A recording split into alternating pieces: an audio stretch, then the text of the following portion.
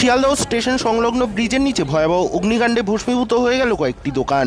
বৃহস্পতিবার রাত্রে ঘটনাটি ঘটেছে শিয়ালদহ স্টেশন সংলগ্ন ব্রিজের নিচে। জানা গেছে এদিন রাত্রে আচমকাই আগুন ধরে যায়। এলাকাটি ঘিঞ্জি হওয়ায় দ্রুত আগুন ছড়িয়ে পড়ে।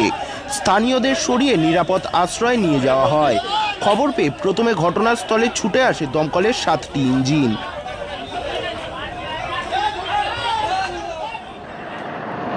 আসে মুচিপাড়া থানার পুলিশ বাহিনী।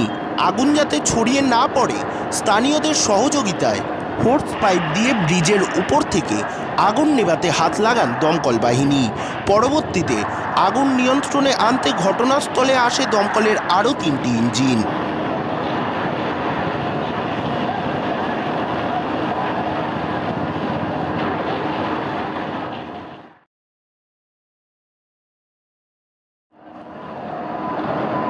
দমকলের কয়েক ঘন্টার চেষ্টায় আগুন নিয়ন্ত্রণে আসে।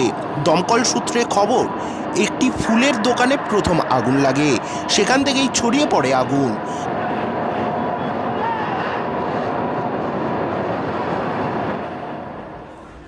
আগুনের লেলিহান শিখায় ফুলের দোকানের পাশাপাশি ভস্মীভূত হয়ে যায় একাধিক দোকানপাট। তবে কিভাবে আগুন লাগলো খতিয়ে দেখছে দমকল ও মুচিপাড়া থানার পুলিশ। ব্যুরো রিপোর্ট, কলমের দুনিয়া।